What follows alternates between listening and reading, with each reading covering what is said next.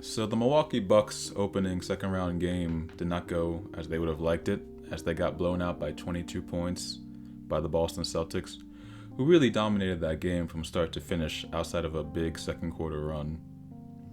So since this is the NBA, people are going to overreact, as is often the case after a game one.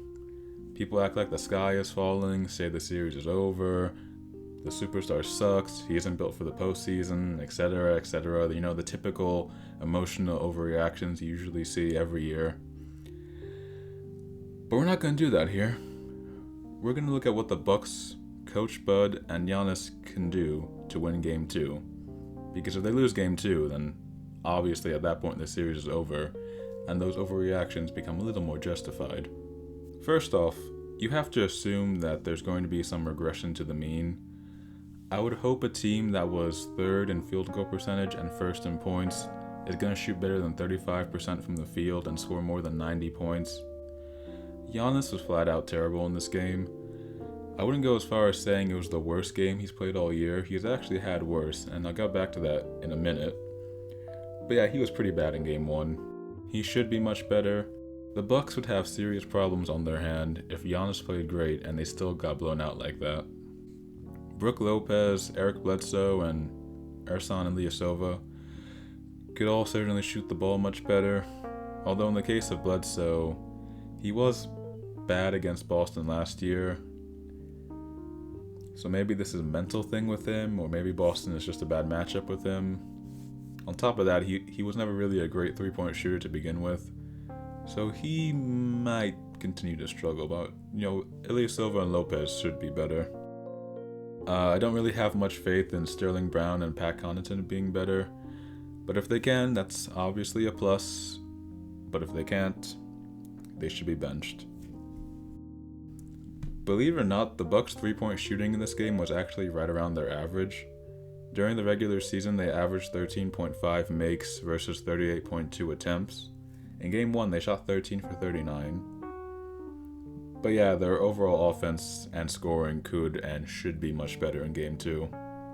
On Boston's side of things, I don't expect them to be so hot from mid-range as they were in Game 1. Obviously it's just one game. We're not going to shoot as well as we did.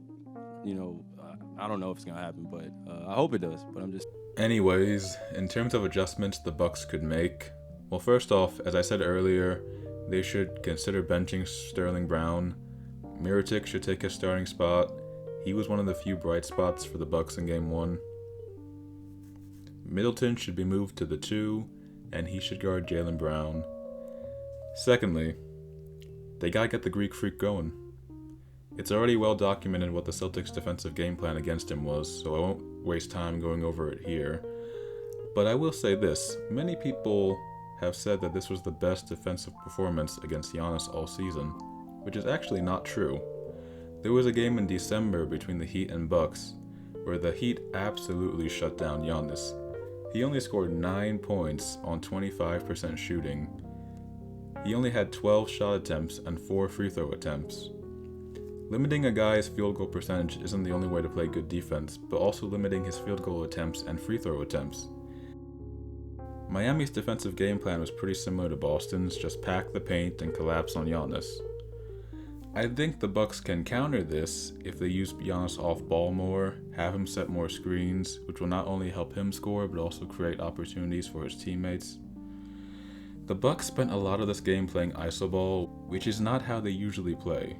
When the ball moved, they scored more often, like they did in the second quarter when they went on that 15-0 run. Having Giannis just try to barrel his way through a wall of defenders is not exactly ideal. Bud should run a lot more pick and roll sets with Giannis as the roll man. Also, having more possessions like this one, with Giannis in the post instead of having him attack from the perimeter, would limit the options Boston would have for impeding his path to the paint. Giannis attacking 4 defenders from the three-point line is suboptimal, and when he is attacking, he should make the right pass to the open shooters instead of trying to do it all by himself.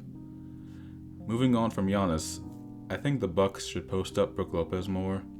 This guy was an 18 to 20 point per game scorer for several consecutive seasons, and even was an all-star one year for his post game. If Boston is going to be guarding Giannis with the center, then Brook Lopez should take advantage of the small guys defending him by posting them up.